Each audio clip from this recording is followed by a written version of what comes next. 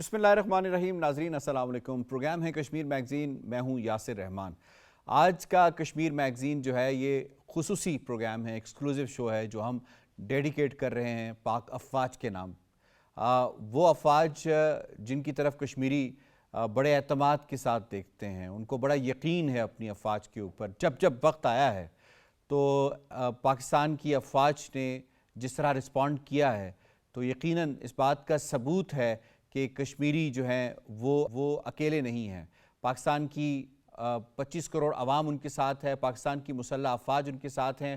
آج ہم بات کر رہے ہیں 6 ستمبر 1965 کے حوالے سے. 6 ستمبر 1965 یہ وہ دن جس کے بعد 17 دن تک ایسی جنگ رہی جو دنیا میں یقیناً کیس اسٹڈی کے طور پر پڑھائی جاتی ہے. عددی اکثریت میں پاکستان کی افواج کئی گنا کم تھیں اس دشمن کے جس کے پاس 3 گنا زیادہ ہم سے زیادہ فورس بھی تھی, اس کے پاس مشینز بھی تھیں, اس کے پاس جہاز بھی تھے. لیکن پاکستان کی افواج جذبہ ایمانی سے سرشار تھیں اور اسی جذبہ ایمانی سے سرشار ہو کر انہوں نے دشمن کو جو ہے وہ دھول چٹائی اور آج تک وہ دشمن جو ہے وہ اپنے زخم چاٹ رہا ہے. یہ معاملہ شروع ہوتا ہے مقبوضہ کشمیر کی صورتحال سے.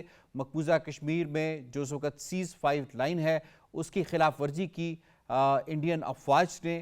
اس سے پہلے وہ کشمیریوں کے اوپر مظالم ڈھا رہے تھے تو مجاہدین نے ریٹیلیٹ کرتے ہوئے پھر وہاں پہ اپنی کارروائیوں کا آغاز کیا اور اس کے بعد پھر انڈیا نے دیکھا کہ کشمیر اس کے ہاتھ سے جا رہا ہے تو اس کے بعد اس نے انٹرنیشنل بارڈرز جو ہیں وہ کھول دیے اور پاکستان کے اوپر شب خون مارا.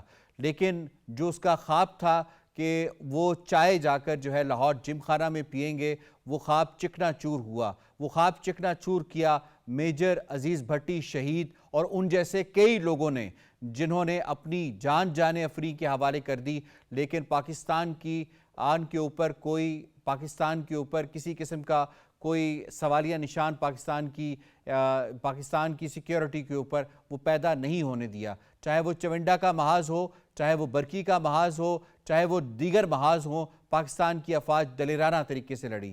چاہے وہ فضائی محاذ ہو, پاکستان کی افواج دلیرانہ طریقے سے لڑی. پاکستان کی سمندری جو بحریہ ہے ہماری پاکستان بحریہ, اس نے فرسٹ ٹائم انڈیا کو کاؤنٹر کیا اور آپریشن دوارکا میں وہ تاریخ رقم کی جو آج بھی یاد کی جاتی ہے. اس پر ذرا بات کریں گے پروگرام میں. سب سے پہلے مہمانوں سے تعارف دیتے ہیں. آج ہمیں اسٹوڈیوز میں جوائن کیا ہے بریگیڈیئر ریٹائرڈ مسعود احمد خان صاحب نے. نامور تجزیہ کار ہیں, کسی تعارف کے محتاج نہیں ہیں. اسی طریقے سے ہمیں جوائن کر رہے ہیں ایڈوکیٹ پرویز احمد شاہ صاحب, جنرل سیکرٹری ہیں APSC کے اور بڑی ووکل آواز ہیں when it comes to Kashmir issue. Pakistan بحریہ کے حوالے سے جو آپریشن ہوا دوارکا یا سومناتھ, اس پر بات کرنے کے لیے ہم نے مدعو کیا ہے vice admiral retired Faisal Lodhi صاحب کو, جو former vice chief of naval staff بھی ہیں. آپ تمام مہمانوں کو خوش آمدید کہتے ہیں. اس سے پہلے سوالوں کا آغاز کیا جائے, آپ کو رپورٹ دکھاتے ہیں. My dear countrymen, Assalamu alaikum.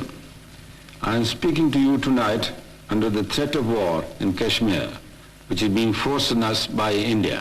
6 ستمبر 1965 بزدل دشمن کا رات کی تاریکی میں پاکستان پر حملہ, جواب میں ایسی کاری وار کہ بھارت آج بھی زخم چاٹنے پر مجبور. قیام پاکستان کے بعد مقبوضہ کشمیر میں تحریک آزادی ہر گزرتے دن کے ساتھ زور پکڑ رہی تھی. ہر طرف سے آوازیں آ رہی تھیں, ہم پاکستانی ہیں, پاکستان ہمارا ہے. تحریک آزادی کی شدت کے باعث حالات بھارت کے کنٹرول سے باہر ہو رہے تھے. اس سے گھبرا کر عالمی سطح پر تسلیم شدہ سرحد پر پاکستان کے خلاف جارحیت کی غلطی کر بیٹھا. بھارتی فوج کے کمانڈر ان چیف کو لاہور میں کھانا کھانے کی بھڑک اتنی مہنگی پڑی کہ منہ چھپائے جگہ نہیں ملتی.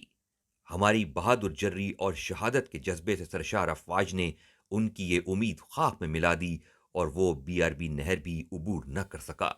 یہ جذبہ ایمانی اور حب الوطنی کی انتہا تھی کہ 65 کی جنگ میں بحری, بری اور فضائی افواج کے جانبازوں نے نامساعد حالات, محدود جنگی ساز و سامان کے باوجود ایسے کارہائے نمایاں انجام دیے کہ اقوام عالم ورطۂ حیرت میں مبتلا ہو گئیں اور ہمارے جوانوں نے اپنی دلیری, شجاعت اور بہادری سے دشمن پر سکتہ طاری کر دیا. जंग सितंबर के इबरतनाक शिकस्त के बावजूद भारत सबक सीखने को तैयार नहीं, साजिशों और मक्कारियों से बाज नहीं आ रहा, बल्कि आज भी मकबूजा जम्मू और कश्मीर में जुल्म और बर्बरियत का बाजार गर्म किए हुए है। मकबूजा वादी को जेल में तब्दील कर रखा है। इंसानी हुकूक की शदीद पामालियों के बावजूद कश्मीरी हुर्रियत पसंद इसे नाकों चने चबवा रहे हैं। यौम दिफाए पाकिस्तान जहां पाक फौज की जुर्रत और बहादुरी की याद दिलाता है, वहीं कश्मीरी आवाम की अफवाज पाकिस्तान पर एतमाद और मोहब्बत के बेमिसाल रिश्तों को भी उजागर करता है। रिपोर्ट आपने मुलाहिजा की, मैं सबसे पहले शामिल करूंगा एडवोकेट परवेज़ अहमद शाह साहब को। आप बताइएगा, जंग सितंबर और मसला कश्मीर कितना गहरा रब्त है आपस में? मेरे पास जो श्रीनगर से आज फीडबैक आया है, आज मकबूजा कश्मीर में इन शहदा की तस्वीरें लगी हुई हैं जो 65 की जंग में शहीद हुए, तो इससे आपको अंदाज़ा होगा कि कश्मीरियों की इसके साथ अफवाज पाकिस्तान के साथ कितनी अटैचमेंट है और कितनी मोहब्बत करते हैं। मैं इन गाजियों को, उन शहीदों को खराजी की तरफ पेश करता हूँ जिन्होंने अपनी जानें दी इस मादरे वतन के लिए और जिसका बोन ऑफ कंटेंशन वो कश्मीर है। क्योंकि हमने देखा है कि 1947 में जब पाकिस्तान मारज़ वजूद में आया तो हिंदुस्तान ने शुरू दिन से इस मुल्क को तस्लीम नहीं किया, और उसके बाद एक तनाज़ा जो खड़ा हुआ वो कश्मीर था, जो कश्मीरियों की ख्वाहिशात के बरक्स जो कब्ज़ा हुआ, और तब से आज तक हम जितनी जंगें देखते हैं तो उनकी बुनियाद मसला कश्मीर है। 65 में भी जो इन्होंने एक्ट किया था तो उस वक्त इनके जहन में ये था कि ये मामला हमेशा के लिए ख़त्म हो जाएगा, लेकिन जो पाकिस्तानी अफवाज की बर वक्त कार्रवाई उस वक्त थी उससे मामला ख़त्म नहीं हुआ, बल्कि बैनुल-अक़वामी सतह पर उजागर भी हुआ और इसमें जला भी बख्शी। आज भी कश्मीरी इससे इतने इंस्पायर है कि Bipin Rawat is on record कि उसने जब कहा कि इस वक्त मकबूजा कश्मीर में 165 से 170 मुजाहिदीन है, जबकि 10 लाख से 11 लाख अफवाज जो वहाँ पे इंडियन फोर्सेस उनके ख़िलाफ़ वो बरसरे पैकार है। तो इससे आपको अंदाज़ा होता है कि अददी तादाद मैटर नहीं करती है, जंगों में हौसले मैटर करते हैं। हिंदुस्तान ने इसके बाद आपने देखा एक और वाक़ा हुआ जो रिसेंटली हुआ, जब उन्होंने जनाब बालाकोट का वो ड्रामा जब हिंदुस्तान ने रचाया तो उस वक्त भी अगर तनाज़ा तो कश्मीर ही था जी। तो लेकिन जो अच्छा, इसमें थोड़ा सा अगर हम उसी बैकग्राउंड में चले जाएं, 1965 की वॉर के उसके पस मंज़र में क्या क्या चीज़ें चल रही थी, किस कदर पेशकदमी कर चुके थे मुजाहिदीन और कितनी ख़ाइफ थी इंडियन अफवाज, और उसको फिर चेंज करने के लिए, दुनिया की तवज्जो हटाने के लिए उन्होंने इंटरनेशनल बॉर्डर खोल दिए। नहीं, देखिए हिंदुस्तान का हमेशा से यही रहा है कि जब उसके मैदानी जंग में वहाँ पे मकबूजा कश्मीर में जब भी उसको सुबकी होती है तो वो डाइवर्ट अटेंशन करता है। आप देखें उन्होंने बॉर्डर्स पे एस्केलेशन हिंदुस्तान करता है, जब भी पार्लियामेंट पे उनके हमला हो, बेशक उनका अपना इंटेलिजेंस ऑपरेशन होता है। आपने पुलवामा का जो वाक़ा देखा, गाड़ी कश्मीरी, बंदा कश्मीरी, मरता है फौजी, एक ट्विस्ट देकर उसकी इंटेलिजेंस ने ऐसे करके उस वक्त भी सिचुएशन ऐसी पैदा कर दी कि बॉर्डर्स पे उन्होंने फ़ौज लाए। बेसिकली हमने जो देखना है ना कि हिंदुस्तान और पाकिस्तान के दरमियान जो जंग है वो है कश्मीर। बलूचिस्तान का जो इशू हिंदुस्तान आजकल, जैसे आपने कुलभूषण यादव को अभी यहाँ पे दिखाया, तो वो भी एक वो देखें ना, सबटाइज करने के लिए किया जाता है कि मसला कश्मीर से पाकिस्तान दस्तबरदार हो जाए और कश्मीरी अपना जो इनका बुनियादी मौक़िफ़ है उससे हट जाए। तो लेकिन ऐसा शायद मुमकिन नहीं है, क्योंकि आप देखें हर जब भी ये यौम दिफा होता है तो आप देखें पाकिस्तान की चीफ ऑफ आर्मी स्टाफ की तरफ से जब भी स्टेटमेंट आता है तो डेफिनेटली वो कश्मीर को टच ज़रूर करता है। तो इससे आप ये देखें कश्मीरियों के जो हौसले हैं वो बुलंद होते हैं, क्योंकि हमें यकीन है जब तक पाकिस्तान की अफवाज कश्मीरियों के साथ है और उनके हौसले बुलंद है, तो मुझे पूरा यकीन है कि ये जो कश्मीर की जंग है इसको हिंदुस्तान फोर्स से इसको सप्रेस नहीं कर सकता और ना कश्मीरी के हौसले तोड़ सकता है। और यही एक खौफ है हिंदुस्तान को भी कि अफवाज पाकिस्तान को किस तरह से कमज़ोर किया जाए। आप देखें उनका मीडिया, कॉर्पोरेट मीडिया आज भी देखें कि बैशिंग होती है, जो 5th जनरेशन वॉरफेयर है वो भी इसी जस्ट बिकॉज कश्मीर इस वक्त स्पॉटलाइट में है। और इसके आप डिस्कशन मैं ब्रिगेडियर मसूद साहब आपको शामिल करूँगा। जब जंग पाकिस्तान के ऊपर मुसल्लत की गई तो हमारी अफवाज ने किस तरह से रिस्पॉन्ड किया? जी हाँ, देखिए उसमें थोड़ी सी डेवलपमेंट्स हुई, जिस तरह आपने बात की है कश्मीर वाला हुआ, 1948 की लड़ाई हमने लड़ी, और सब्सिक्वेंटली देखिए जिस तरह डेवलपमेंट हुई जिसमें गिलगित बल्तिस्तान की लिबरेशन हुई, उन्होंने पाकिस्तान का हम ज्वाइन करते हैं, और इसके बाद जो 57 में कश्मीर को उन्होंने डिक्लेयर कर दिया पार्ट ऑफ यूनियन है, اور اس کے بعد 63 میں اگر حضرت بر والا جو انسیڈنٹ ہوا تھا اور وہ اسپل اوور کر کے 64 تک گیا اور اس میں بڑے رائٹس ہوئے ہیں اور آپ کو پتہ ہے اس میں بہت ساری کلنگس ہوئی، ایون ویسٹ بنگال میں سچویشن ڈیولپ ہوئی. اور اس کے بعد دیکھیں کہ جو سچویشن 65 میں اپریل میں رن آف کچھ ہوا. رن آف کچھ میں انڈیا نے انفلٹریشن کیا اور آ کے ہماری ایک پوسٹ پہ کیپچر کیا اور فردر آگے بڑھنے کی کوشش کر رہے تھے. پاکستان نے ریئیکٹ کیا اور وہاں پہ ان کو ایجیکٹ کیا اینڈ فائنلی اس میں دے ایگریڈ اور وہاں سے ڈس انگیج کر گئے اور سیز فائر وہاں پہ ہوا. جب وہاں پہ ان کو ایک شکست ہوئی تو انہوں نے نارتھ میں کارگل اور لے والے ایریا میں بشمول وہاں پہ حملے شروع کیے ہیں اور ہمارے جو گاؤں تھے وہں پہ شیلنگ وغیرہ وہاں پہ ہوتی اس زمانے میں اس کو سیز فائر لائن کہتے تھے. سیز فائر لائن تھے، اس کو وائلیٹ کیا وہاں پہ. اور پھر ان کی کوشش یہ کہ انہوں نے پریشر بلڈ کیا حاجی پیر کی طرف، ڈانا کی طرف اور اس کے علاوہ بیڈوری بلز جو ہے جس کے ہم بات کرتے ہیں وہاں پہ ہوا. تو ہمارا جو 12 ڈویژن اس وقت تھا وہ انگیج ان پہ لگا ہوا تھا. تو پاکستان نے وہ پریشر ریلیز کرنے کے لیے then we went for operation Gibraltar بنا ہوا. پھر operation Gibraltar was not that successful جو ہوا. تو پھر انہوں نے جب زیادہ پریشر آیا مظفر آباد کی طرف then we launch grand slam operation launch ہوا. اور گرینڈ سلیم آپریشن کا جو مقصد تھا وہ ایکسس تھا بمبر، چھم، جوڑیاں اور اخنور کی طرف تھا. اور بڑی ایڈوانسمنٹ بھی ہو گئی بہت تھی زبردست اخنور کے قریب. ہم اخنور پہنچ گئے تھے. وی ور 2 کلومیٹر شارٹ آف اخنور. ہم نے چھم کو کیپچر کر لیا، ہم نے جوڑیاں کو کیپچر کر لیا. وی ور 8 مائلز ان سائڈ انڈیا. تو وہ ہمارا تو اور وہ انڈیا والے ایکنالج کرتے ہیں کہ this was a bold and tactically sound planning جو تھی.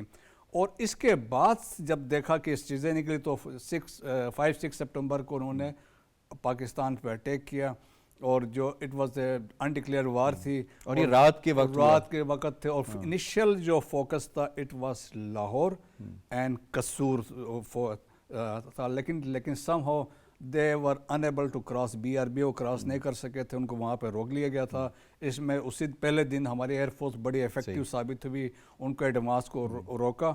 اور سبسیکوئنٹ میں 1 by 1 آپ کے پاس آؤں گا کہ کس طرح سے ہماری بری فوج نے، بحری فوج نے اور فضائی فوج نے کیا. میں اس میں وائس ایڈمرل صاحب کو بھی انوالو کر لیتا ہوں.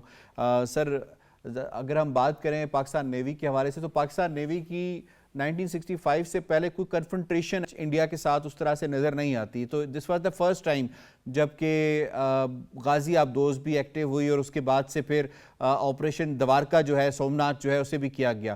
کتنی بڑی سکسیس تھی اور کتنا بڑا سرپرائز تھا انڈیا کے لیے؟ 1965 سے پہلے جیسے آپ نے کہا there was virtually کوئی ایسا خاص interaction between the to Neves نہیں ہوا تھا.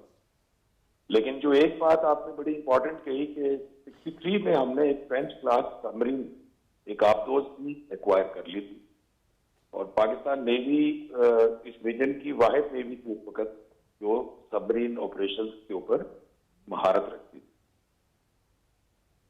جہاں تک سبمرین آپریشنز کی بات میں تھوڑا سا بعد میں کروں گا.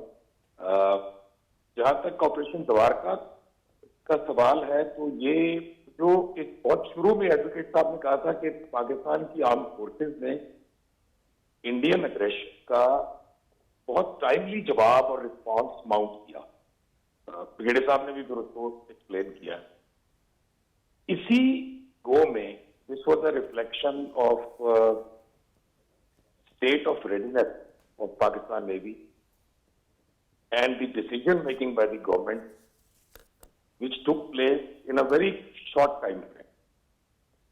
تو 6 ستمبر کو جب انڈین نے انٹرنیشنل بارڈر کراس کرنے کی کوشش کی جی تو اس کے 24 گھنٹے کے اندر یہ فیصلہ ہو گیا بیکاز شروع میں کافی ایئر اسٹرائکس بھی آ رہی تھی ساؤتھ سیکٹر میں اسپیشلی کراچی پہ. اور انٹیلیجنس یہ تھی کہ یہ ریڈار جو دوارکا کی سائٹ پہ ایک ریڈیو بیکن اور ایک ریڈار ان آپریشنز کو گائیڈ کر رہا ہے. سو یہ دونوں جو سائٹ تھی یہ نیوی کی ریچ میں تھی. سو ود ان 24 آورس اس کا ڈیسیجن ہوا اور 7 سپٹمبر کی رات کو 7 اور 8 سپٹمبر کی رات کو 12:25 پہ our ships were there. They carried out ji intense firing for about 4 to 6 minutes और उसके बाद रिट्रीव करते हैं.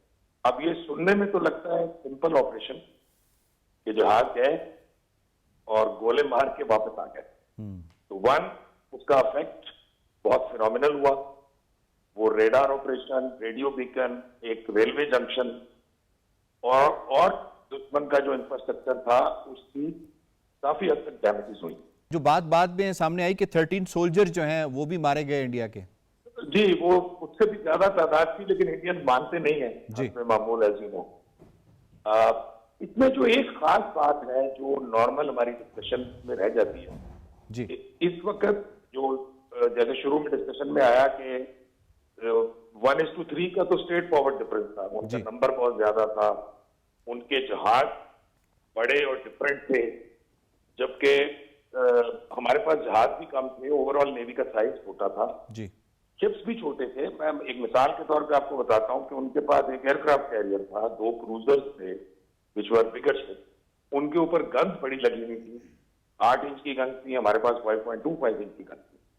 सो इस तरह का ऑपरेशन एनिमी वाटर्स में जाके करना, that had to be done with superior tactics, जो हमारे प्रेडेसेसर्स ने उस वक्त एक बहुत classic naval gun fire support का ऑपरेशन माउंट किया. फैसल साहब, अगर ये आप प्रिएंटिव मेजर ना लेते, वहां पे आपकी शिप्स जाके द्वारका का ये जो अहम पोजीशन थी उसको तबाह ना करते, तो कराची कितना खतरे में था? मैं इसमें ये इस तरह से इसको लूंगा कि इसके 2 इफेक्ट हुए. जी एक तो स्ट्रेटेजिक इफेक्ट है कि जो एनिमी के अपने घर में ही इतनी स्ट्रांग नेवी के होने के बावजूद, बड़ी नेवी के होने के बावजूद और एयरफोर्स होने के बावजूद हमारे शिप गए और उनके घर में जाके मार दिया. जिसे कहते हैं घुस के मारा है. इसका साइकोलॉजिकल और स्ट्रेटेजिक इफेक्ट बहुत फिनोमिनल था overall outcome of the war पे जो आगे अनफोल्ड हुई. दूसरा, ऑफ कोर्स टेक्निकली इसका जो एयर ऑपरेशंस उनके बड़े कन्वीनियंटली वो लोग कर रहे थे, उसके अंदर इंटरप्शन आई और कराची के ऊपर से एयर थ्रेट एक काफी हद तक जो है उसके बाद डिसरप्ट हुआ और they could not रीगैदर the same line of operation for the air operation in the subsequent war. इसमें जो एक चीज हमारी डिस्कशन में अगर आप इजाजत दें जी. तो हमेशा रह जाती है, जी जी वो है कि इसी टाइम फ्रेम में हमारी सबमरीन, हमारी आबदोज गाजी जो है वो डिप्लॉयड थी इनके हार्बर के बाहर. इनके पोर्ट के बाहर गाजी was diploid on war petrol. उसकी जो डिटरेंस थी, उसका डर इतना था कि इनका फ्लीट के बड़े जहाज जो कि हमारे जहाजों को रोकने के लिए आ सकते थे otherwise, ji they did not adventure to come out because they knew the submarine is outside. यानी गाजी ने पूरे बॉम्बे वे को रोक के रखा था. उनकी जितनी भी जो है वो जहाज थे इंडियन नेवी के, इतनी दहशत थी गाजी की. ये बिल्कुल, मतलब ये वैसे तो शायद सुनने में बात थोड़ी ड्रामेटिक लग रही है, लेकिन एक्चुअली यही हुआ है कि उन 15 से 17 दिनों में इनका एक जहाज भी है. There was a lot of criticism in the Indian media at that time जी कि ये हमने सफेद हाथी पाले हैं जो जंग में काम नहीं आते. तो दे डिड नॉट. बड़े जहाज थे, एयरक्राफ्ट कैरियर था, बट उन्होंने रिस्क नहीं लिया एयरक्राफ्ट कैरियर को या बड़े जहाजों को बाहर निकालने का, समंदर में भेजने का, हमारे जहाजों को कन्फ्रंट करने के लिए, because of the presence of गाजी. तो गाजी की डिप्लॉयमेंट उस पूरी वॉर में जो नॉर्मल हमारी डिस्कशंस में नहीं आती, that was I think a very very important factor in naval operation. ठीक, आप बिल्कुल साथ रहिएगा. मैं ब्रिगेडियर साहब को इसमें शामिल करता हूँ. फरमाइएगा, 2 महाज पे ज़रा हम बात कर लेते हैं. पहले हम बरकी के पे बात करते हैं, लाहौर के महाज के ऊपर जिस तरह से शब खून मारा गया रात की तारीकी में. शायद 2 से ऑनवर्ड का टाइम था जब हमले किए गए और उस वक्त मेजर अजीज़ भट्टी शहीद थे और शायद उनकी एक ब्रिगेड वहाँ पे काम कर रही थी जो थी. कितना मुश्किल होता है कि आप कई डिवीजन्स को रोकें और एक कंपनी जो है उसे रोके. जिस तरह से मेजर अजीज़ भट्टी शहीद ने वो 6 दिन 6 रातें गुजारी, वो कितना एक लेसन है उन फोर्सेस के लिए और पूरे पाकिस्तान के लिए. मैं समझता हूँ कि एक तो पूरी कौम साथ थी, मुत्तहिद थी और शाना बशाना अफवाज के साथ खड़ी थी. और फिर देखें लीडरशिप की बात होती है इस तरह के मौक़ों पर, स्पेशली जब आप मुश्किल में हो آپ کے سامنے جو اٹیکنگ فورس ہے جس کی عددی برتری بہت زیادہ ہے جی. لیکن اس کے باوجود ایک کمپنی کے ساتھ بیٹھ کے اگر آپ ایک بریگیڈ کو روک رہے ہیں تو وہ کریڈٹ جاتا ہے. دیٹس وائی ان کے جو انہوں نے ڈسپلے کیا ہے بریوری, تو وہ لیڈرشپ تھی جس کی وجہ سے. آپ بات جاری رکھیے گا. ہماری مہمان فرح ناز صاحبہ انٹرنیشنل کے اوپر مہارت رکھتی ہیں, انہوں نے ہمیں جوائن کیا ہے. آپ کو ویلکم کرتے ہیں فرح ناز صاحبہ, آپ کو شارٹلی پروگرام میں شامل کریں گے. جی. سو انیشلی جو فوکس تھا اٹ واز آن لاہور اور جو قصور پہ تھا, لیکن وہاں پہ ان کو روک دیا گیا تھا. لیکن مین ٹائم میں ہم نے ان کو کاؤنٹر کرنے کے لیے within we went to the Khem Karan جہاں پہ, تاکہ ان کو ایک ریکوائل وہ کر سکیں اس میں. تو اس میں سمجھ لیں کہ لاہور والے سیکٹر میں ابھی جو لاہور سیکٹر میں جتنا قصور والے فرنٹ پہ یہ تھا, جو یونٹیں بائیڈن موو کر گئی تھے راتوں رات یونٹیں وہاں پہ پہنچ گئی تھی, کیونکہ بیٹر لوکیشن میں تو یونٹیں تھی نہیں, سوائے جو فارورڈ کچھ لوکیشنز پہ ہوتے ہیں جو امپورٹنٹ وہاں پہ افواج کی لوکیشن جو کمپنی اسٹرینتھ ٹائپ ہوتی ہیں. بائیڈن آئے تھے لیکن جس طریقے سے کوشش کی گئی ہم نے ان کو BRB کراس کرنے نہیں دیا, بلکہ پل تباہ کر دیا. ہاں پل تو وہ تھا, اور آگے ان کو نہیں آنا دے, کیونکہ جب اس طرح کے جو نہریں بھی ہوتی ہیں کیپیبلٹیز ہوتی ہیں آرمیز کی, وہ ان کو کراس کر جاتی ہیں, لیکن دے ور ناٹ الاؤڈ. اس کو ہم کہتے ہیں برج ہیڈ بنانا نہیں دیا تاکہ وہاں سے لانچنگ آپریشن اتنا ٹائم نہیں دیا, اتنا ٹائم نہیں دیا ان کو سیٹل ہونے کا. اس میں ہمارے ایئر فورس کا بڑا رول تھا, اسپیشلی نیکسٹ ڈے جب ہوا, اور اس کے بعد جو سٹرائکس ایئر فورس کی گئیں ان سائڈ انڈیا گئی ہیں, جو ان کے بیسز تھے وہاں پہ سٹرائکس میں اسپیشل سروسز گروپ والے وہاں پیچھے انڈیا میں اتارے گئے ہیں, ہلواڑہ میں, آدم پور میں, پٹھان کوٹ میں, تو ان کے وہ بھی ایک امپیکٹ ہو رہا تھا. پھر مین ٹائم میں ہم نے خیم کرن والا کامیابی حاصل کر لی, 8 مائلس اندر چلے گئے, وہاں پہ 350 آل رینکس انڈین جو ہیں انکلوڈنگ اے سکھ ریجیمنٹ انہوں نے سرنڈر کر دیا تھا, اور وہ ٹروپس ہمارے ہم لے کے واپس آئے تھے. غالباً یہ 4 سکھ تھی, 3 تھی. تو وہ تھے ان کا CO تھے آنند سنگھ, وہ بھی وہاں اس پہ کیپچر ہو گئے تھے. تو لیکن انیشیل یہ تھا, لیکن بعد میں یہ ہوا کہ انیشیلی یہ تو شو کیا انڈیا نے, بٹ جو مین ایفرٹ تھا جس کو ہم فوج میں کہتے ہیں ایکچول جو حملہ تھا, وہ آیا ایسٹ آف سیالکوٹ, جس میں آپ کہیں سیالکوٹ, چونڈا. میں اسی طرف آ رہا تھا کہ جو ہم نے اگلا جو مارکا جو ہے وہ سر کیا وہ تھا چونڈا کا. کتنا مشکل تھا, اور کتنا لگتا ہے کہ یہ کوئی امپاسبل ہے. شاید ہم کوئی ایک سٹوری جو ہے وہ سن رہے ہیں کہ ایک طرف آپ کی ڈیوز آف آرمی آ رہی ہے اور دوسری طرف ایک یونٹ کھڑی ہوئی ہے, اور یونٹ اس کو کیسے روک رہی ہے. کتنا مشکل تھا یہ. انبلیویبل قسم کی تھی. دیکھیں 3 انفینٹری ڈویژنز انڈیا کی, اور ان کا ایک آرمرڈ ڈویژن, یہ 1 کور کا حصہ تھا ان کا وہ اٹیک آیا ایسٹ آف سیالکوٹ. تو سمجھ لیں ظفروال, چونڈا, سیالکوٹ کے یہ ایریاز میں آئے ہیں. 30 مائلز کا فرنٹ تھا, اور ہمارا ایک ڈویژن تھا 15 ڈویژن جو وہاں پہ تھا, کوئی ہماری آرمر فارمیشن وہاں پہ نہیں تھی. تو ہمارے 6 آرمر ڈویژن کو موو کروایا, وہ بھی انڈر اسٹرینتھ تھا. ٹھیک ہے. اور جنرل ابرار جنہوں نے اس کو لیڈ کیا, وہ بھی آرمر کے نہیں تھے, وہ انفینٹری کے تھے. ٹھیک ہے. وہ گئے وہاں پہ, اور یہاں پہ دیکھیں چونڈا میں جو لڑائی لڑی گئی, جو دی بگیسٹ ٹینک بیٹل تھی آفٹر ورلڈ وار 2, کہتے ہیں دنیا کی ابھی تک یہ دوسری بڑی جنگ ہے ابھی جو لڑی گئی. ابھی انٹرسٹنگ اس میں کیا ہے جی, کہ پہلی جو جنگ لڑی گئی تھی وہ کرکس میں لڑی گئی تھی, جو ابھی یوکرین نے کیپچر کیا روس میں. جو روس کا ایک ریجن کیپچر کیا یوکرین نے, تو یہاں پہ it was between Germany and Russia. لیکن یہ لڑائی لڑی گئی, دیکھیں اس میں 45 انڈین ٹینکس دے ور ڈسٹرائڈ, اور اس میں ہماری آرمر یونٹس کی جو پرفارمنس تھی اٹ واز فینامینل. ٹینکوں کے نیچے لیٹ کر ہمارے سپاہیوں نے جیسے ان کے ٹینکوں کو جو ہے وہ ڈس فنکشنل کیا, وہ بھی ایک اپنی جگہ پہ. تو اس میں ہم نے ان کو آگے نہیں آنے دیا, اور وہ سارے اس میں بھی اس میں کریڈٹ جاتا ہے. اور وی کین کنکلوڈ کہ اس میں الٹیمیٹلی اچیومنٹس کیا تھی اور وہ کیا تھا, تو credit goes to the soldiers, اور جو اس وقت کے لیڈرشپ تھی, لوکل تھے, کمانڈرز تھے, چاہے وہ he was a platoon commander اور GOC تو فارمیشن کے, every body has played a role in this battle against Indians. ٹھیک ہے. میں ڈاکٹر فرح ناز صاحبہ آپ کو اس میں شامل کرتا ہوں. 1965 کی جو وار ہے اسے انٹرنیشنلی کس طرح سے دیکھا جاتا ہے؟ انڈیا کو ایک چیز جس کی سمجھ نہیں آ رہی ہے وہ یہی ہے کہ پاکستان کے آرم فورسز کو کیسے ڈیل کیا جائے. وہ اس وقت جب پاکستان بنا تھا اس دن سے لے کر آج کے دن تک کبھی بھی وہ پاکستان کو ایکسیپٹ نہیں کر پایا ہے. same is the problem with Kashmir. Lekin the only hindrance that we can see is that is the armed forces of Pakistan. تو جس بہادری کے ساتھ 1965 میں ہمارے جوانوں نے, جیسے بریگیڈیئر صاحب نے بھی بتایا کہ انہوں نے اپنی جانیں پیش کر کے ان کے ٹینکوں کے آگے وہ لیٹ گئے تھے, لے کر کے ہم سے فری ہو کے آپ کو جانا پڑے گا, وہی بتاتا ہے ہماری ضرورت کا, وہی بتاتا ہے کہ ہم لوگ جب کوئی جان لیتے ہیں تو کس طریقے سے اس کو اچیو پھر کرتے ہیں. And I think India is fully aware of this. ایک ہی چیز ہے جس کی انڈیا کو ڈیل کرنے کی سمجھ نہیں آ رہی ہے, that is the armed forces of Pakistan. So I think there is no second thought, no question about it. جی اس میں ایک چیز جی پلیز. ٹائم میگزین ایک سٹوری رن کی تھی, انہوں نے لکھا تھا who can defeat a nation who knows to play hide and seek with death. ایک وہ یہ لکھا, دوسرا ایک اور تھا اس میں امریکن براڈ کاسٹنگ کارپوریشن کے تھے, تو انہوں نے رپورٹنگ کی, انہوں نے کہا I have seen for the first time in my life of 20 years reporting کہ میں نے دیکھا ہے ایک group of such a confident and victorious group of soldiers. جی, اور اس کے علاوہ آسٹریلین جو میں یہی آپ سے کہنا چاہتا کہ ہم نے بھی ایک پورا لوپ تیار کیا ہے.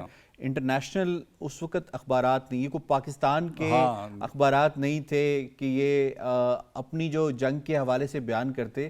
انٹرنیشنل اخبارات نے اس کو کس طرح سے کوریج دی اور بتایا کہ پاکستان نے جو اس کے اندر فتوحات حاصل کی, پاکستان نے کس قدر فتح حاصل کی اس کے اندر, یہ ذرا آپ کو دکھاتے ہیں کہ مختلف اخبارات نے اس وقت رپورٹ کیا, جنہوں نے اس پورے جنگ کو جو ہے جو 17 دن جاری رہی اس کو رپورٹ کیا, کس طرح پاکستان نے کامیابی سمیٹی اور ہندوستان کو کس طرح سے شکست فاش کا سامنا کرنا پڑا. یہ مختلف اخبارات ہیں جس میں آسٹریلین ہے, جس میں مختلف اور دوسرے اخبارات ہیں جنہوں نے اس کے اوپر جو ہے وہ بات کی ہے. جی, ہمارے نمائندہ ہے نازش خٹک, انہوں نے وار ویٹرن ہیں ایڈمرل ریٹائرڈ احمد تسنیم صاحب, ان سے بات کی ہے. انہوں نے کیا بات کی ہے آپ سے شیئر کرتے ہیں. یوم دفاع پاکستان 6 ستمبر 1965 کا دن, جس دن پاک افواج نے بھارت کو ناقابل فراموش شکست دی. 1965 کی جنگ بھارت کے مذموم مقاصد کیا تھے؟ بھارت کی کوشش تھی کہ پاکستان کشمیریوں کا ساتھ نہ دے اور ان کی حمایت چھوڑ دے, لیکن بھارت کی اس کوشش کو پورے ملک نے مل کر ناکام بنایا. نہ صرف پورے ملک نے مل کر, پاک افواج نے مل کر, بلکہ کشمیری بہن بھائی بھی ہمیں اس جنگ میں پاکستان اور پاک افواج کے ساتھ مل کر شانہ بشانہ لڑتے نظر آئے. یہ دن جہاں ہمیں پاک فوج کی, پاک افواج کی بہادری اور جرت کی نشاندہی کرتا ہے, ساتھ ہی ساتھ یہ کشمیری بہن بھائیوں کے پاکستان کے ساتھ رشتے اور اخوت کی بے مثال رشتے کو بھی اجاگر کرتا ہے. اسی تاریخی موضوع پر بات کرنے کے لیے آج ہمارے ساتھ موجود ہیں vice admiral retired Ahmed Tasneem صاحب, جو کہ ایک بار ہلال امتیاز ملٹری بھی لے چکے ہیں, 2 بار ان کو ستارہ جرت اور 1 بار ستارہ بصارت سے بھی نوازا گیا ہے. ان کو خوش آمدید کہتے ہیں. بہت شکریہ سر آپ کے ٹائم کا. آپ چونکہ 1965 کی جنگ میں بھی حصہ لے چکے ہیں, 71 میں بھی آپ پارٹ رہے ہیں, سو شروعات سے شروع کرتے ہیں. کیا یاد دلاتے ہیں یہ دونوں واقعات آپ کو؟ 65 وار میں میں پی این ایس غازی جو شہید ہو گئی تھی 71 وار میں, اس میں چلے گئے تھے. اس کا میں سیکنڈ ان کمانڈ تھا. ایڈمرل نیازی اس کے سی او تھے, اور اس وقت جذبہ اور کوارڈینیشن بہت اچھی تھی کہ ہمیں پتہ لگ گیا کہ جنگ, یہ رن آف کچھ کے کرائسس کے بعد ہمیں پتہ لگ گیا کہ جنگ ہونے والی ہے.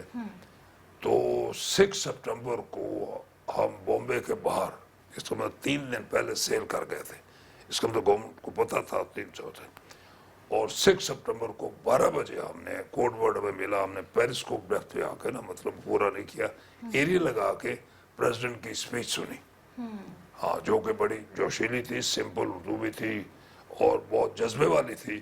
اور ہم نے لاؤڈ سپیکر اپنے سارے سیلروں کو سنائی, اور 5-7 منٹ کی اسپیچ تھی. Very good speech, very encouraging, morale booster. پھر ہم نیچے چلے گئے. تو اس سے پہلے, کیونکہ صابرین لوگ سمجھتے نہیں, آپ تو جو ہے یہ دشمن کے پانی میں جا کے پہلے انٹیلیجنس لیتی ہیں. تو تقریباً 1-2 مہینہ پہلے ہم بامبے آ کے ساری انٹیلیجنس خود لے گئے تھے غازی میں. بلکہ پیرسکوپ میں ہم نے ان کا ایئر کرافٹ کیریئر وکرم بھی دیکھا تھا, کافی چیزیں ہم دیکھ گئے تھے. اس سے ہماری انٹیلیجنس آپ کی پہلے سے, ہاں انٹیلیجنس ٹھیک تھی. پھر وہ چھوٹا سا ہمارا ایک ڈیفیکٹ ہو گیا, وہ ECM उसको कहते हैं, वो हमें रेडार का पता नहीं, तो हम एक दिन के लिए आए। लेकिन इससे पहले मैं आपको द्वारका के बारे में बताना चाहता हूँ कि द्वारका एक बड़ा हिम्मत वाला ऑपरेशन था, जिसमें हमारे 6 जहाज़ों ने, बल्कि 7 टैंकर ने 4 मील के फासले पे जाके, which is right much 12 mile तो नॉटिकल अपने टेरिटरी होती है, क्या ना टेरिटोरियल वाटर होते हैं, बिल्कुल जाके। और मेरा ये फर्ज बनता है कि मैं उनके नाम लाऊं, ताकि वो हमारे पास अभी नहीं है, हमारे हीरो। तो इसमें जो जहाज़ों ने पार्टिसिपेट किया था वो था बाबर, खैबर, ढाका, बदर, Jahangir, Tipu Sultan, Shahjahan, Alamgir. Fleet commander commodore Anwar साहब थे, और इनके हमारे जो है यूनिट्स, इनके कमांडिंग ऑफिसर थे captain Lodhi, captain Hanif, captain अजीज, commander Malik, commander Hussain, commander अमीर असलम, कमांडर शमशीर, कमांडर कादर। ये 7 तारीख को 6 बजे एक पोजीशन पे आए, फिर स्पीड करके 7 और 8 की रात को 12 बजे के करीब इन्होंने 4 मील बिल्कुल अंदर, जिसको कहते हैं घुस के मारा गए। 50 राउंड्स ईच, 350 गोले इन्होंने द्वारका के ऊपर, आप सोमनाथ कह रहे हैं, द्वारका कह रहे हैं, इसको बरसाए, और कोई रेजिस्टेंस नहीं, वो ये वापस आ गए। ये जो है ये प्लान किया गया था, हमारे जो उस CNC थे एडमिरल यार खान, जो कि बहुत एक विजन वाले, बहादुर, और ऐसा रिस्क लेना। आप देखो 6 को जंग शुरू हुई, 7 को उन्होंने भेज दिया। इसका फायदा ये हुआ कि इंडियन फ्लीट जो पहले बाहर नहीं आ रहा था, ठीक, इसके बाद वो फ्लीट बाहर आया, और 22 सितंबर को हमने एक जहाज को ये अटैक किया। अब गाजी एक अमेरिकन सबमरीन लोन पे हमारे थी, उनके जो टॉर्पीडो थे वो 2nd वर्ल्ड वॉर थे, तो वो इतना, मेरा मतलब, डैमेज नहीं करते जो आजकल का मॉडर्न टॉर्पीडो करता है। तो जहाज डैमेज हुआ, हमने सारा सुना, वो जहाज उन्होंने रिपेयर कर लिया। तो इस सेक्शन में मुझे पहला सदारा जुर्म मिला था मेरे CO के साथ। फिर हम तकरीबन 24 को सितंबर को वापस आ गए। ये तो अब जो 65 वॉर का जज्बा है, मैं आपको छोटी सी मिसाल देता हूँ। We were expecting a first child, तो मैं तो समुद्र में जा रहा था, फोन वोन नहीं था जी। मैं एक सिंधी बरार सोसाइटी कराची में अकेले, वाइफ वहाँ और 2 फैमिली छोड़ के गया, तो मैंने कहा फ़ोन होना चाहिए। तो सेलिंग से पहले मैं DS जो होता है इसका टेलीफोन, उसके दफ्तर चला गया, मैकलोन रोड पुरानी हम कहते थे। तो मैंने कहा जी मैं ये हूँ, तो मैं गाजी में जा रहा हूँ, मेरा ये है। तो वो जो उठा और दरवाज़ा खोल दिया, तो मैंने कहा मुझे पता नहीं बाहर फेंकने वाला। कहता लेफ्टिनेंट साहब, आप मुल्क का दिफा करें, आपके ख़ानदान और बीवी बच्चों का दिफा हम करेंगे। मैं वापस आया, फ़ोन लगा हुआ, डिमांड नोटिस अनपेड वहाँ पड़ा, वो मैंने कहा ये जज्बा था, बहुत सब जज्बा। यही जज्बा आई थिंक आज भी नीडेड है। आज नहीं, आपकी पीटी भी, उस वक्त तो पीटी भी थोड़ी बहुत थी जी जी जी, इसका बड़ा, और ये रेडियो का बहुत उसमें रोल था, लोग भूल जाते हैं। हाँ। नूरजहां के नगमे, मेहदी हसन के नगमे, इसके नगमे, ये नगमे बड़ा जबरदस्त था। आपके मीडिया में एक शकील अहमद थे, वो रेडियो पाकिस्तान पे खबरें पढ़ते थे, वो खबरें ऐसे पढ़ता था, हम हंसते थे जैसे कि वो जहाज में बैठ के अटैक कर रहा हूँ। अच्छा, मोटिवेशन होती थी। मीडिया का बहुत रोल है 65। बिल्कुल। अच्छा, तो ये उन अवामिल में शामिल है मीडिया का रोल भी, जो हमें ये जंग जीतने में आपको नहीं पता था, मैं आपको कह रहा हूँ, हम गाने सुनते थे, ये बड़े जोशीले गाने थे, ये जो मैडम नूरजहां गाती थी, ये बहुत जोशीले गाने थे। जिसने, तो आप जिस लोगों ने, मैं एक प्रोग्राम मैंने कहा सिर्फ गाने वालों की तारीफ ना करो, जिस बंदे ने इस नगमे को कंपोज किया, म्यूजिक, उसका भी तो जिक्र करो। बिल्कुल बिल्कुल, ये बहुत अच्छे नगमे थे और बहुत अच्छी स्पिरिट थी, और हमें ये बड़ा जोश दिलाते थे। I am very honest. Very nice. ऐसे अब इनफैक्ट होना भी चाहिए। मैडम नूरजहां का क्या ही आपने जिक्र किया, वाकई इनके नगमे आज भी हम भी सुनते हैं, हमारे से आगे वाली नस्लें भी सुनेंगी, तो आई थिंक इतनी ही मोटिवेशन और जो जज्बा उनको भी मिलेगा अपने मुल्क के लिए। सर, मैं आगे बढ़ना चाहूँगी, मैं आपसे ही जानना चाहूँगी कि हमने बहुत सारी कुर्बानियाँ 1965 की जंग में भी दी, 1971 में भी दी, लेकिन और कभी भी मुल्क के लिए हमने कुर्बानी देने से दरेग नहीं किया।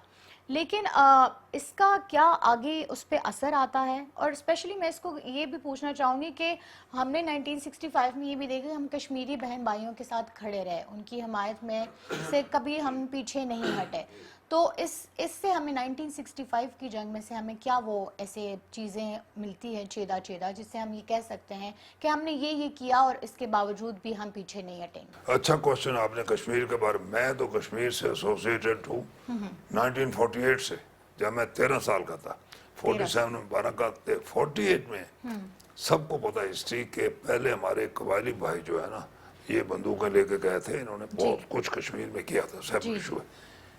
میں اس وقت جنگ اسلامی اسکول میں پڑھتا تھا، اب مجھے نہیں پتا قبائلی ادھر سے کیوں گزرے، لیکن گزرے، انہوں نے بازار میں پریڈ کی، گزرے، میں بھی 13 سال کا ان کے ساتھ لگ گیا اور میرے کولیگ بھی لگ گئے، ہم نے کہا جی ہم بھی چلتے ہیں کشمیر کو لبریٹ کرنے۔ 13 سال کی عمر؟ ہاں، میں آئی واز 13۔ تو پھر ہمارے بزرگوں نے کہا نہیں آپ لوگ انڈر ایج ہیں، آپ دعائیں کریں، ان کی خدمت کریں، وہ تھوڑی دیر کے لیے رکے، ان کو پانی بنانا، کھانا ہمارا دیس خان صاحب تھے موسٹلی، ان کو کیا، وہاں سے گئے۔ تو پھر انہوں نے ہمیں نہیں جانے دیا، بلکہ انہوں نے ہمیں بندوقیں دی کہ ہم کندھے پہ رکھ کے تھوڑا پریڈ کریں، اور وہ کشمیر کا بہت جذبہ تھا یہ 48 میں، یہ بہت بڑی سٹوری ہے۔ تو قبائلی بھائی ہمارے سب سے پہلے وہاں پہنچے، جہاں تک وہ جانتے ہیں، انہوں نے کافی ایریا کو لبریٹ کیا، اور جہاں اب آپ بتائیں کہاں فاٹا کا ایریا، کہاں قبائل اور کہاں جنگ اور کہاں کشمیر، ادھر سے گزرے، وہ ڈفرنٹ روٹ سے گئے تھے بالکل۔ تو میں تو اس میں تھا، اور کشمیر کا جذبہ اس وقت بھی تھا، ابھی بھی ہے، بالکل ہے۔ ہاں بالکل، افواج پاکستان ہمیشہ سے پاکستان کے لیے قربانیاں دیتے آئے ہیں، لیکن سر کشمیریوں کی جو بے مثال جدوجہد اب تک چلی آ رہی ہیں، اس سب کو اگر ہم مجموعہ بنا کے دیکھنا چاہیں تو اینڈ پہ آپ کیا آگے پیغام دینا چاہیں گے اور اس کے تاثرات کیا ہونے چاہیے؟ کشمیر کا جذبہ ابھی بھی ہے، یہ ریزالو نہیں ہوا، جی، اس کو ہونا چاہیے۔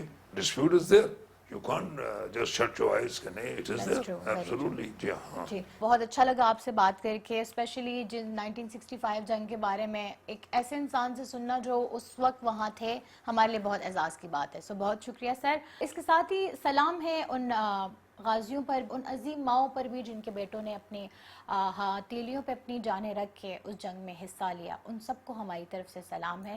اور اس کے ساتھ ہی ہم یہ بھی کہنا چاہیں گے کہ نہ صرف ہم نے 1965 کی جنگ میں جو ہے وہ حصہ لیا، ہم ہمیشہ اپنے ملک کے لیے کوئی بھی قربانی دینے سے دریغ نہیں کرتے، نہ ہی آگے کریں گے، اور یہ بھی کہ نہ کشمیریوں کا ساتھ ہم نے چھوڑا تھا، نہ ہم چھوڑیں گے، ہر موڑ پہ ہم ان کے ساتھ کھڑے ہیں، اور انشاءاللہ ہماری جو کوشش ہے، ہماری جو جدوجہد ہے وہ ہمیشہ قائم رہے گی۔ ایڈوکیٹ پرویز صاحب، آپ کو شامل کرتے ہیں سر، یہ فرمائے گا کہ جو ہندوستان کی آرمی اگریشن کرتی ہے، بالخصوص ان نہتے لوگوں کے خلاف جن کے پاس ہتھیار نہیں ہوتے، کیا ہندوستان کی آرمی کوئی باقاعدہ جنگ لڑنے کے اب قابل رہی ہے اتنے عرصے سے جو 70 سالوں سے وہ نہتے کشمیریوں کے اوپر مظالم ڈھا رہی ہے؟ سر اس کا جواب دینے سے پہلے ایک چیز میں ضروری یہاں پہ کہنا چاہتا ہوں کہ ایک ڈسٹورٹڈ پکچر کشمیریوں کے بارے میں کی جاتی ہے کہ خدا نہ خواستہ اس جنگ میں مقبوضہ کشمیر کے لوگ شاید اس جنگ میں ساتھ نہیں تھے اس وقت جب جنگ ہوئی۔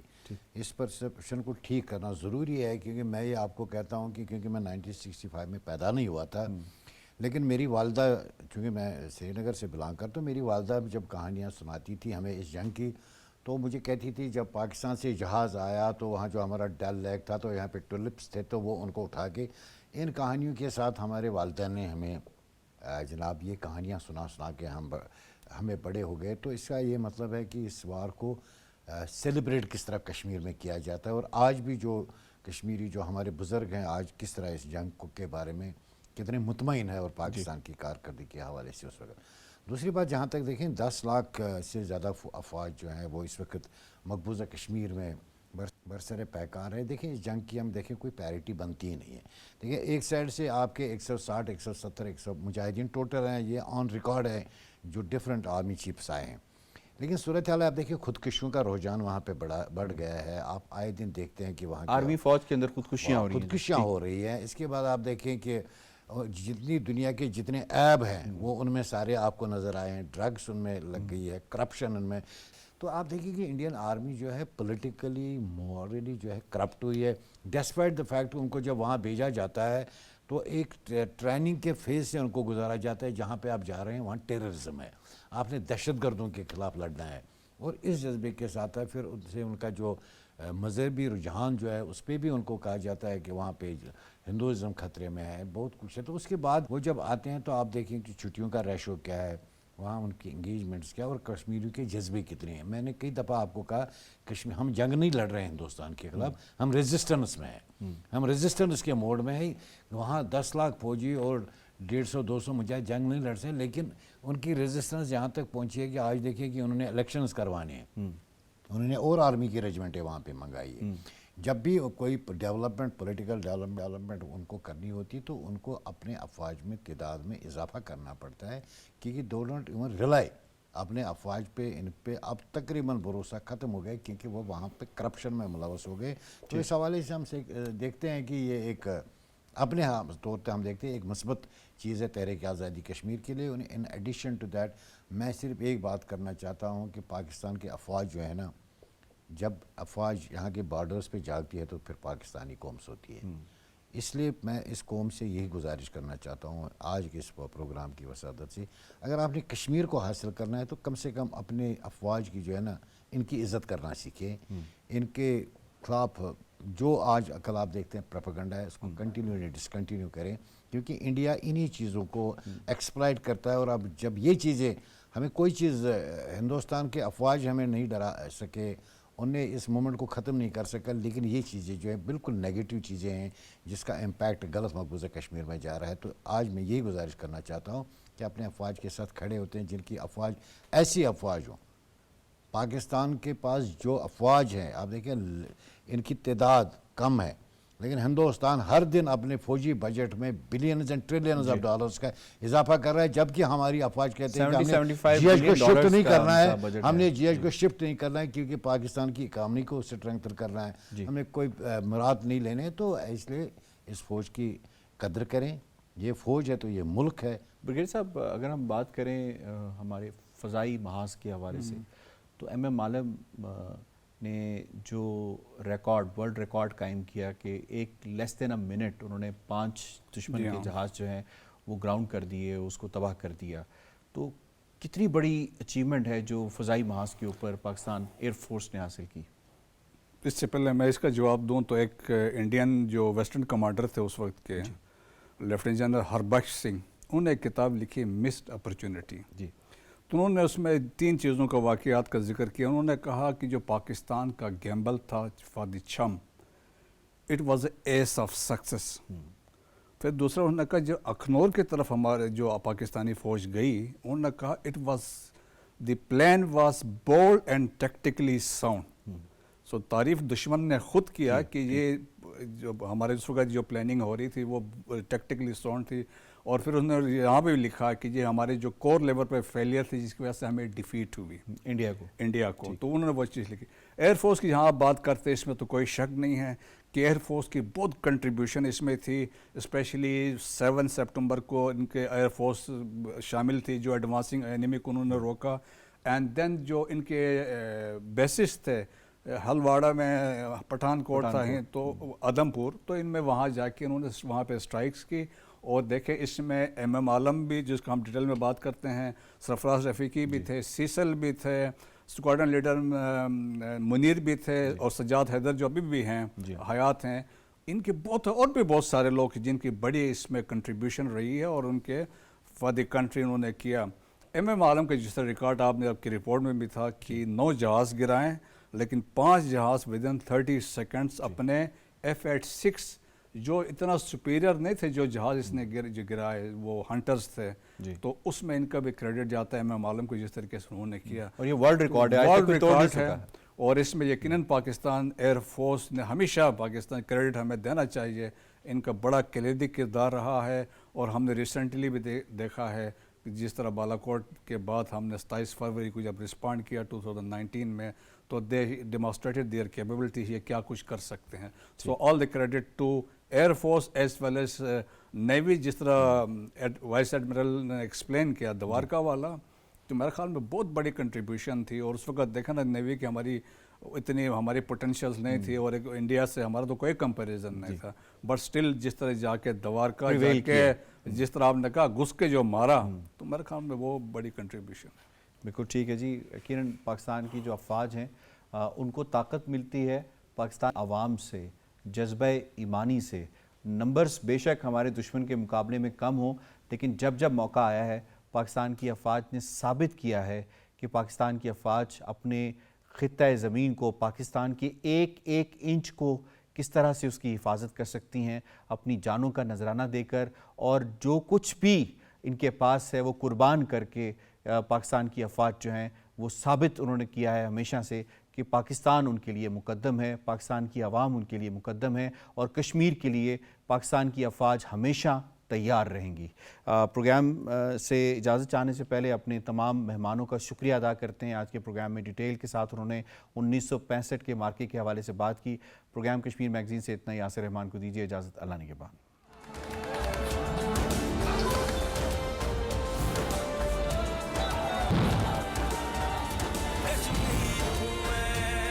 Kashmir